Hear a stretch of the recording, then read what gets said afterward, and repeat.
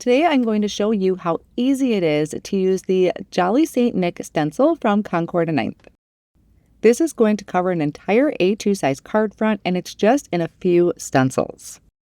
So here is a look at the bundle, and in that bundle you are going to get the stencils to create that striped background, the Santa head on the front, and there's also a coordinating die for a banner for the sentiment. So there's a stamp set included in the bundle. Also a die to cut out the actual Santa head, and then some leaves and some holly. I'm starting with a piece of Concord and 9th white cardstock cut to 4 1/4 by 5 1/2, and I have it placed down on my sticky mat. I'm taking the first layer of the stencil, which is actually going to create the background and mask off the head area, and then I'm going to stick that edge down. So my sticky mat is holding the edges of my stencil. Next, I'm going to come in with pink lemonade and a blending brush, and I'm going to lightly go over all of the areas of the background so that it's going to be this really nice soft pink. Pink lemonade is one of my favorite pink colors from Concord and 9th.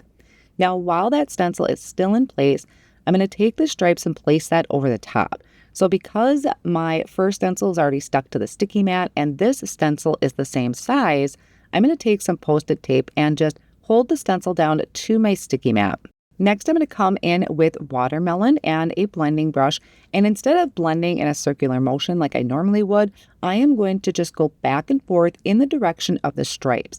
These stripes are very delicate and I don't want to risk getting any ink underneath them, so by going in the direction of the stencil, I'm just kind of brushing the color on. So now I can remove the stripes and also that masked area, and now we have our open area for the Santa head with the hat, and that's going to be very useful when it comes to the stencils. So Concord and 9th did something really unique with their stencils. We have two designs, but you just got to flip your stencil to use that particular design. Now, one of them here is for the face and the ears, and they do have it labeled on there. So it says the first layer, number 1, is going to be the face. I'm going to line that up over the area. So when I did the background, it gave me the shape for the ears, and that helped me get perfect placement. So I blended the face and the ears with a Nectar ink, and then I turned my stencil, lined it up once again, and then I'm going to do, this is for the hat and the cheeks. Now for the cheeks, I'm going to come back in with pink lemonade, and I'm using a smaller blending brush for this just to lightly blend on some color. I don't want them to be super bright. I just wanted some nice, soft, rosy cheeks. Then for the hat, I'm going to use Brickyard, and I'm going to kind of cover my cheeks with some Post-it tape just so I don't get any red on there. And then I can blend on that nice bright red hat. And this is going to stand out so well against that soft pink background. We'll bring in the next set of stencils. This one is going to be adding like a shadow area on, I believe it's the ears, under the hat, and then the nose. For this, I'm going to use Grapefruit, and I thought this design was really unique as well because instead of me trying to add shadows and depth and contrast with my ink colors, they already included it in there. So it gives it a very fun and playful feeling. Now again, I flipped the stencil, and I'm going to line everything up so that way I can do the eyes and the mustache. For the mustache, I am going to use Pebble. It is a nice soft gray, but you still want to be pretty light-handed. Mine at first looks like it's really dark, but the inks will dry back a little bit, so they always look a little dark when you first apply them. Then I'm going to come in with black ink to do the eyes, but I also think a nice bright blue would be pretty here.